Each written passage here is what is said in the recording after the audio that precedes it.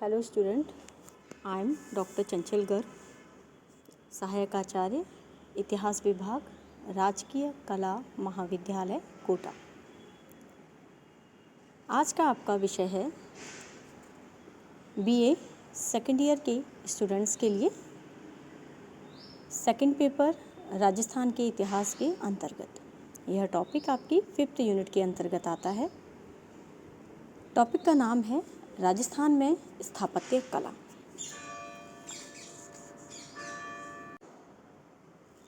राजस्थान में स्थापत्य कला की जब हम बात करते हैं तो राजस्थान की भूमि को वीरों की भूमि कहा जाता है।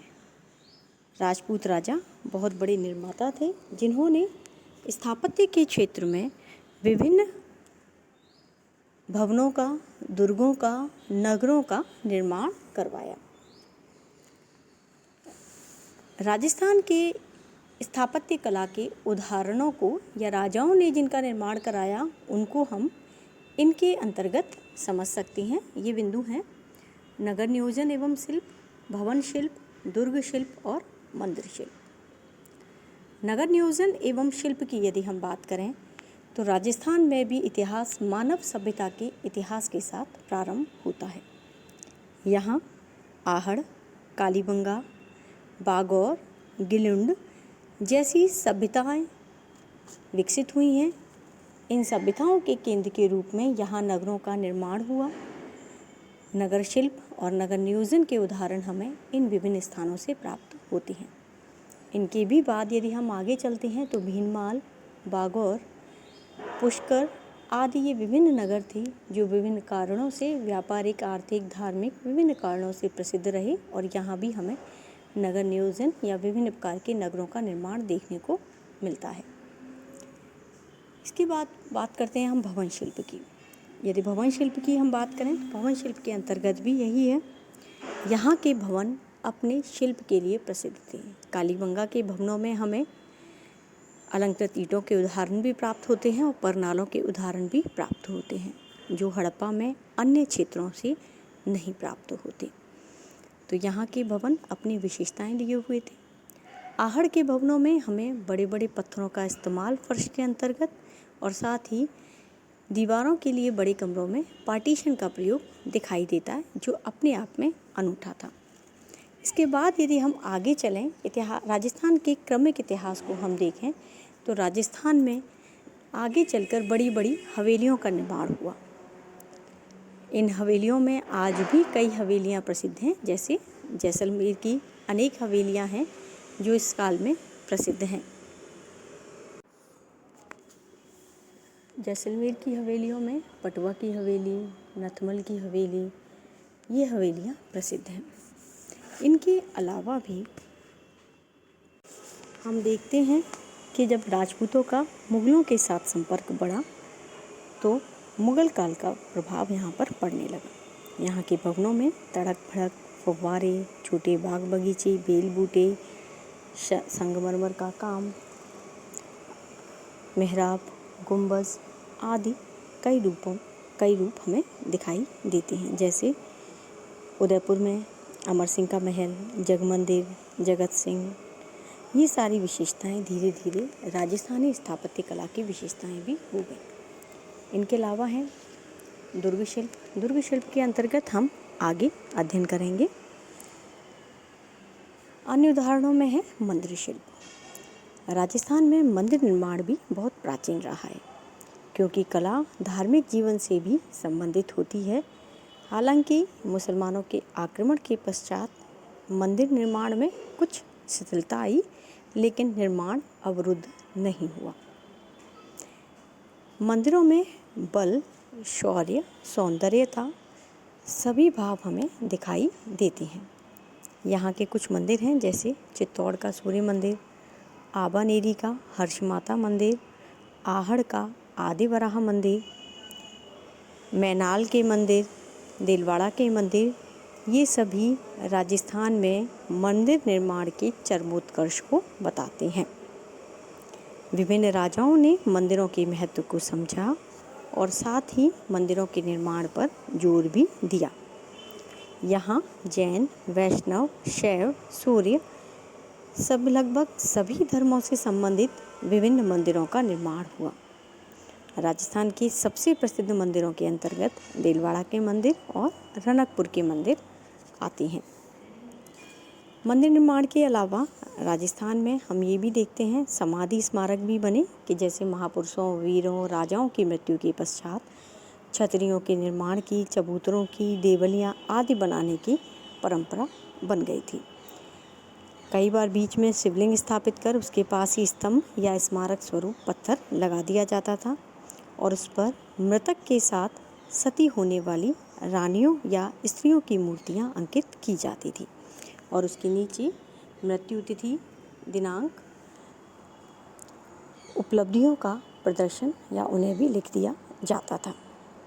कई छतरियाँ तो बहुत बड़ी, विशाल और गुंबदों से युक्त हैं, जैसे गैटोर की छतरियाँ बहुत अधिक प्रसिद्ध हैं। इनके अलावा चूँकि आपका विषय है दुर्ग स्थापत्य, तो यहाँ हम बात करेंगे दुर्ग स्थापत्य की मुख्यतः। दुर्ग स्थापत्य की जब हम बात करते हैं तो दुर्गों का निर्माण क्यों महत्वपूर्ण है, यह सबसे ज़्यादा उल्लेखनीय है। राजस्थान को यदि हम दुर्गों की नगरी कहें तो गलत नहीं होगा। राजस्थान में एक परंपरा थी कि राजाओं ने ही नहीं बल्कि सामंतों ने, जागीरदारों ने और छोटे गांवों के जागीरदारों ने, उन्होंने भी अपने अपने स्थानों पर दुर्गों का निर्माण कराया है। आज भी जब आप राजस्थान में भ्रमण करेंगे तो राजस्थान में जगह जगह आपको गढ़ियाँ भी देखने को मिल जाएंगी। ये गढ़ियाँ वहाँ राज करने वाले जागीरदारों या छोटे राजाओं के द्वारा निर्मित थी। कई बार इन्हें सुरक्षा की दृष्टि से भी राजाओं के द्वारा बनवाया जाता था। हमारे प्राचीन शास्त्रकारों ने भी दुर्गों के महत्व को समझा और इसीलिए दुर्गों का जो उल्लेख किया है वो उन्होंने राज्य के प्रमुख अंगों के रूप में किया है। कौटिल्य, मनु, इन्होंने राज्य के 7 अंग बताए हैं। राज्य के 7 अंगों के अंतर्गत इन्होंने बताया है स्वामी यानी राजा, अमात्य यानी मंत्री, इसके अलावा मित्र यानी सोहत्र जिसे हम कहते हैं, और साथ ही कोष, राजकोष, क्योंकि धन की आवश्यकता बहुत अधिक है, राष्ट्र, जिस क्षेत्र पर उसका निर्माण होता है राज्य का, वह राष्ट्र, दुर्ग और सेना। इन 7 अंगों में दुर्ग को भी समान महत्व प्राप्त है। दुर्ग के बिना राज्य की कल्पना उस काल के शास्त्रकारों ने भी नहीं की थी और इसी महत्व को राजस्थान के राजाओं ने समझा और इसीलिए राजस्थान में हमें यत्र तत्र दुर्ग दिखाई देते हैं। कौटिल्य ने 4 प्रकार के दुर्ग बताए हैं। अब ये दुर्ग जो हैं, ये 4 प्रकार के दुर्ग में हम आते हैं। धानवन दुर्ग, धानवन दुर्ग कहा जाता है ऐसा दुर्ग जिसके चारों ओर मरुस्थल हो। धानवन दुर्ग के यदि हम उदाहरण देखें राजस्थान में, तो राजस्थान में बीकानेर का दुर्ग, जालौर का दुर्ग, जैसलमेर का दुर्ग मरुस्थलीय दुर्ग के उदाहरण हैं, जिन्हें चारों ओर से रेतीली भूमि पर से ढके हुए हैं और इन्हें सुरक्षा की दृष्टि से चारों ओर नहर का निर्माण उनके कर दिया गया है। दूसरे प्रकार के दुर्ग हैं औदक दुर्ग। औदक दुर्ग यानी कि पानी के मध्य स्थित दुर्ग या जिसके चारों ओर नहर बना दी गई हो। अगर हम जल दुर्ग का राजस्थान में सबसे अच्छा उदाहरण देखें तो गागरोन का दुर्ग जल दुर्ग का सबसे अच्छा उदाहरण है, लेकिन लोहागढ़ यानी भरतपुर के दुर्ग को भी जल दुर्ग के अंतर्गत स्वीकार किया जा सकता है, जिसे चारों ओर पानी की नहर के द्वारा पूर्णतः सुरक्षित रखा गया है। तीसरे प्रकार के दुर्ग हैं वन दुर्ग, यानी कि जिनका निर्माण वनों के अंतर्गत किया जाए। वनों के अंतर्गत दुर्ग का निर्माण करने का एक कारण यहाँ यह रहा होगा कि दूर से दुश्मन को दिखाई ना दे कि यहाँ वन है या किसी दुर्ग का निर्माण किया गया है। और ऐसे दुर्गों में राजस्थान में सबसे ज़्यादा प्रसिद्ध दुर्ग है रणथंभौर का दुर्ग, जिसके बारे में ये कहा जाता है जब तक मुख्य द्वार पर शत्रु सेना या कोई व्यक्ति नहीं आता था तब तक उसे ये पता नहीं होता था कि यहाँ किसी कोई विशाल दुर्ग भी बना हुआ है। और दुर्ग का चौथा प्रकार है पर्वतीय दुर्ग या जिसे हम पर्वत दुर्ग कहते हैं। इन दुर्गों का निर्माण ऊंचे ऊंचे पहाड़ों पर, पर्वतों पर किया जाता था। राजस्थान में हमें पर्वतीय दुर्ग के उदाहरण बहुत अधिक प्राप्त होते हैं। अब दुर्गों की यदि विशेषताओं की बात करें कि दुर्गों की प्रमुख विशेषताएं क्या थीं, किनकी वजह से दुर्गों को प्रमुख कहा जाता है, तो दुर्गों की प्रमुख विशेषताएं थीं सुदृढ़ प्राचीर। दुर्ग के चारों ओर एक मजबूत चारदीवारी बनाई जाती थी जिससे शत्रु सेना आसानी से उसमें प्रवेश ना कर सके। उसमें प्रवेश द्वार बनाए जाते थे, अभेद्य बुर्ज बनाए जाते थे। बुर्ज बनाने का कारण रहता था कि वहाँ सुरक्षा प्रहरी हमेशा चौकसी दे सकें। विशाल टाँके बनाए जाते थे। टाँके बोला जाता है जहाँ पानी की व्यवस्था थी, नहर थी वो तो ठीक है, लेकिन जहाँ नहरों की व्यवस्था नहीं थी वहाँ पानी के लिए विशाल जलाशय बनाए जाते थे और उन जलाशयों में पानी एकत्रित किया जाता था ताकि आपात स्थिति में पानी की समस्या उत्पन्न ना हो और वर्षा का पानी वहाँ एकत्रित किया जा सके। रसद आदि संग्रह के लिए बड़े बड़े गोदाम बनाए जाते थे, शस्त्रागार बनाए जाते थे ताकि शस्त्रों का निर्माण और शस्त्रों को एकत्रित वहाँ पर किया जा सके। साथ ही सुरंग बनाई जाती थी कि आवश्यकता पड़ने पर उन सुरंगों का प्रयोग शत्रु सेना पर आक्रमण करने के लिए या संदेशों के आदान प्रदान के लिए किया जा सके। इसी प्रकार से दुर्ग में गुप्त प्रवेश द्वार बनवाए जाते थे जिनका प्रयोग आपात स्थिति में किया जाता था। इन दुर्गों में सैनिकों और राजाओं के आवास बने हुए होते थे। आगे चलकर दुर्गों के अंतर्गत जन सामान्य के आवास भी बनाए जाने लगे जिससे खाद्यान्न की समस्या उत्पन्न न हो, इसके लिए जनता को भी वहाँ बसाया जाने लगा। ऐसे स्थानों पर दुर्गों का चयन किया जाता था जहाँ समतल भूमि होती थी और उस समतल भूमि का प्रयोग खेतों आदि के रूप में प्रयोग किया जाता था ताकि खाद्यान्न की कमी वहाँ पर ना हो। अब बात करते हैं हम दुर्ग निर्माण के कारणों की। दुर्गों के निर्माण के राजस्थान में कारण क्या रहे? राजस्थान के लेखक हैं, इनका नाम है मंडन और सदाशिव। मंडन और सदाशिव ने जो कुंभा के समय के थे, दुर्ग को राज्य का अनिवार्य अंग बताया है। चाहे राजा हो या सामंत हो, उनके लिए दुर्गों का निर्माण आवश्यक होता था। दुर्गों का निर्माण सबसे पहले तो सुरक्षा की दृष्टि से किया गया। कौटिल्य और याज्ञवल्क्य और मनु ने भी सुरक्षा के लिए दुर्गों का निर्माण आवश्यक बताया है।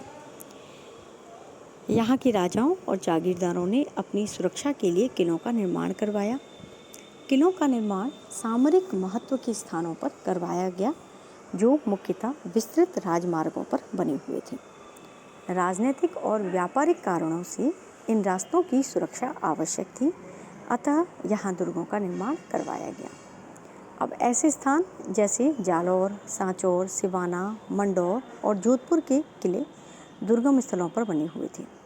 ये दुर्ग अरावली की पहाड़ी शाखा के साथ साथ अजमेर से गुजरात जाने वाले रास्तों की चौकीदारी करने के वाले स्थान पर बनाए गए थे। अजमेर से ब्यावर तक इस श्रृंखला का नीचा ढालू भाग आ जाता है जिसमें से बड़े मार्ग गुजरते थे। मारवाड़ से सिंध, गुजरात और काठियावाड़ के मार्ग इस विशाल दर्रे से होकर जाते थे, यानी कि ढलान वाले भाग से जाते थे।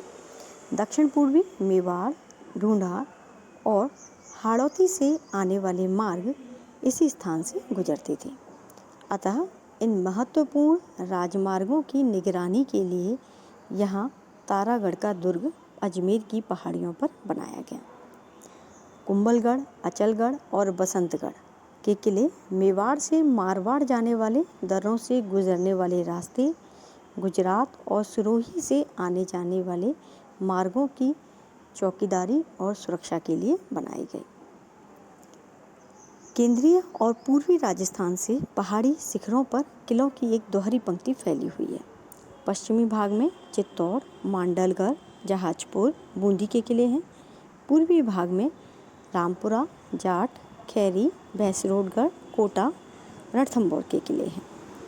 ये सभी किले ढूंढाड़, मालवा होकर चंबल, बनास के कांठे द्वारा ब्रज और बुंदेलखंड से मेवाड़ और गुजरात की ओर निकलने वाले मार्गों की सुरक्षार्थ बनाए गए थे।